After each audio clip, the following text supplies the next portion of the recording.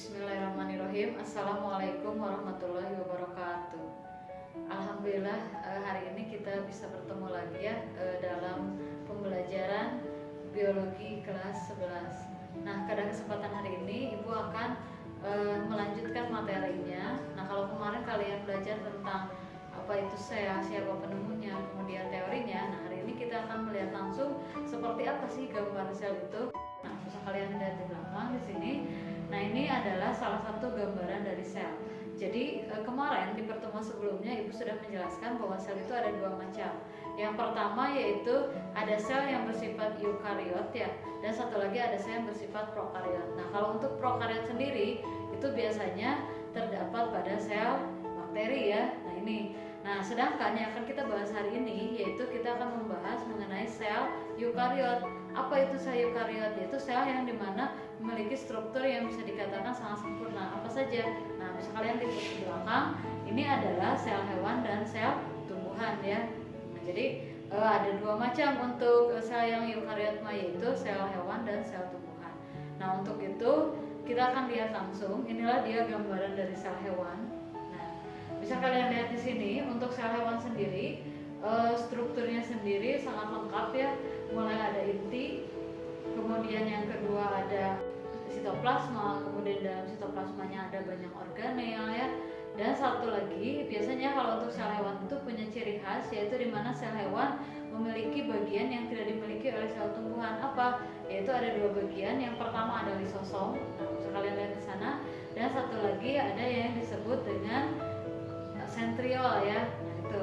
Nah, sedangkan untuk sel tumbuhan, nah bisa kalian lihat di sini, ini adalah gambaran dari sel tumbuhan. Hampir sama, tapi ada sedikit perbedaan ya. Nah, kalau kalian perhatikan kurang lebih organelnya hampir sama, yaitu mulai dari ada inti, ada sitoplasma, dalamnya ada organel.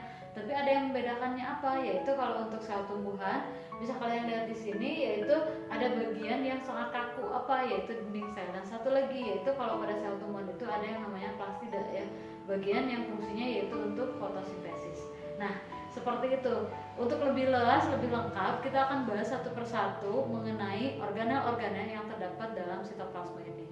Tapi sebelum ke sana, Ibu pengen jelasin dulu kalian, ingat-ingat lagi bahwa bagian umum dari sel itu cuma 3 bagian ya. Yang pertama ada membran, kemudian yang di tengah itu ada inti, dan yang terakhir itu ada cairan yang namanya adalah sitoplasma. Nah, jadi itulah dia mengenai bagian utamanya. Nah, di dalam sitoplasma inilah terdapat organel yang akan kita bahas satu persatu hari ini ya. Yang pertama yaitu organel utama dari sel, yaitu ada yang disebut dengan inti. Nah, bisa kalian lihat, perhatikan di sini inti. Nah, inti adalah bagian utama dari sel yang mana fungsi utamanya adalah untuk mengatur seluruh aktivitas sel. Dan juga di dalam inti ini terdapat yang namanya kromosom. Jadi dia juga memiliki fungsi yaitu untuk reproduksi atau sebagai penurunan sifat kayak gitu. Tanpa adanya inti sel tidak akan bisa membelah ya kayak gitu. Oke, next kita lanjutkan. Nah, organel yang kedua, nah tidak kalah penting dari organel yang kedua. Nah, ini biasanya kalau kalian perhatikan di gambar, ini biasanya berdempetan dengan inti ya. Apa namanya adalah retikulum endoplasma. Apa itu retikulum endoplasma? Nah, retikulum endoplasma ini adalah organel yang memiliki fungsi utama adalah untuk saluran ya.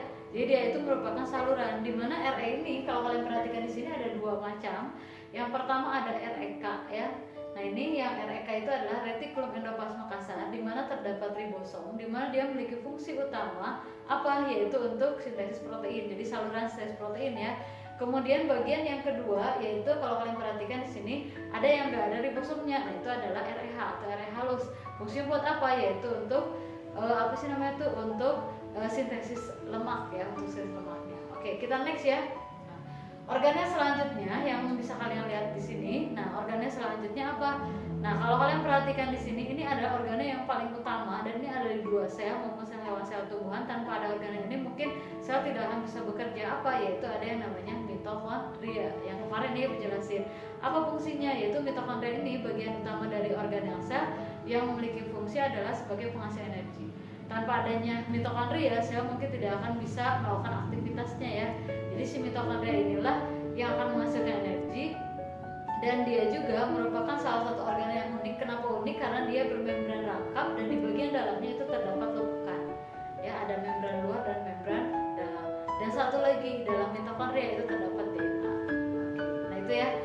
next ya. Nah, yang ketiga, nah bisa kalian perhatikan di sini yang ketiga. Nah, ini adalah organel yang sama ada di sel hewan maupun sel tumbuhan.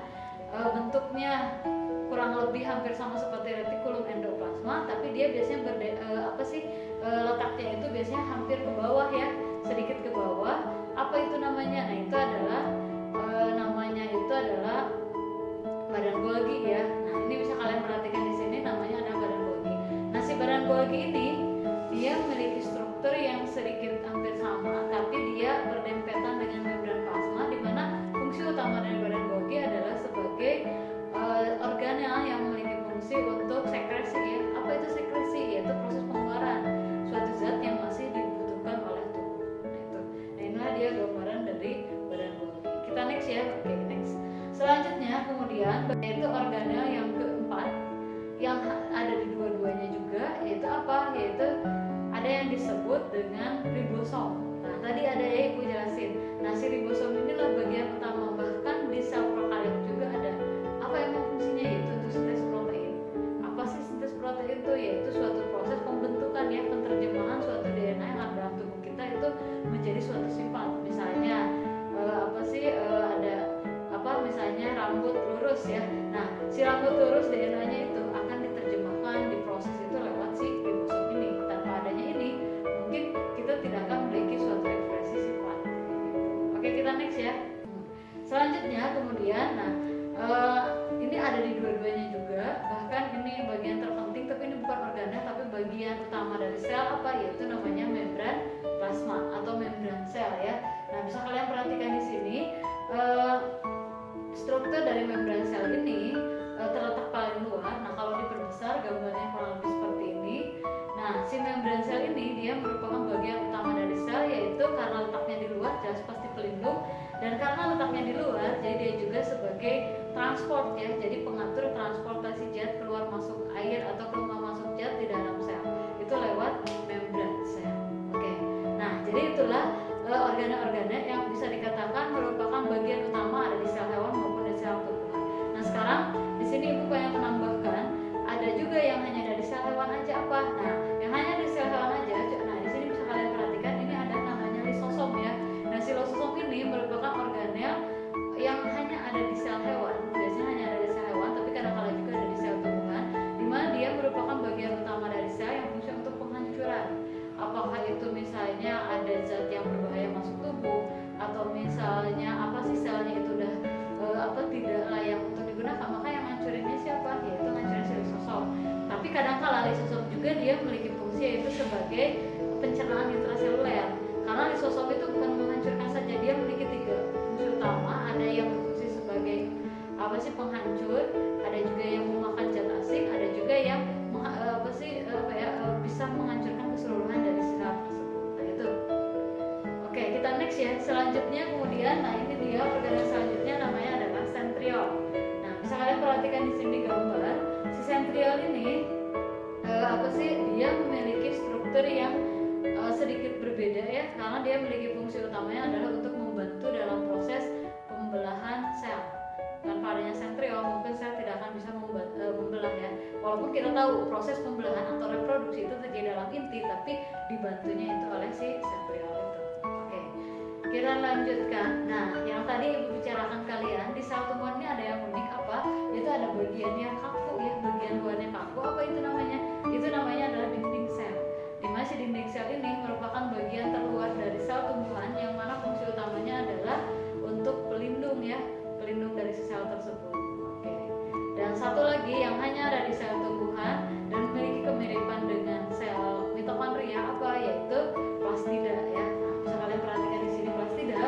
Si plastida ini kenapa hanya di sel tumbuhan? Karena dia memiliki fungsi utama yaitu sebagai proses fotosintesis.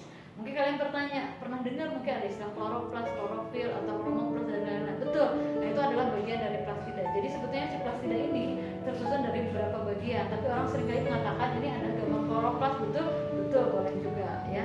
Jadi si kloroplas ini adalah fungsi utama sebagai tempat terjadinya proses fotosintesis. Kalau klorofil itu zat hijaunya ya, bukan untuk fotosintesisnya.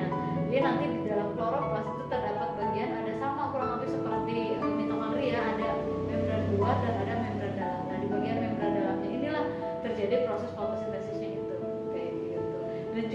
memiliki fungsi yaitu untuk mengasih energi dan ada DNA-nya juga. Jadi hampir sama ya seperti apa? Seperti mitokondria kayak gitu. Oke. Nah, jadi mungkin kalian bisa menyimpulkan secara langsung. Nah, itulah dia beberapa organel yang ada pada sel ya. Dan semua organel itu memiliki struktur dan memiliki fungsi masing-masing. Dan perlu kalian ketahui, mereka tidak bekerja sendiri, tapi mereka bekerja bersama-sama ya. Jadi kalau misalnya ada salah satu di antara organelnya yang rusak, berarti otomatis proses yang ada dalam sel itu kemungkinan besar akan terjadi kerusakan juga. Oke. Nah, karena kan kita tahu kemarin juga pernah menjelaskan bahwa sel adalah suatu unit terkecil struktural fungsional yang memiliki struktur dan memiliki fungsi. Berarti artinya struktur seperti itu dia memiliki fungsi tertentu. Oke. Nah, jadi seperti itulah mengenai pembahasan di pertemuan yang kedua ini mengenai sel. Nah, nanti kalian untuk latihannya nanti bisa kalian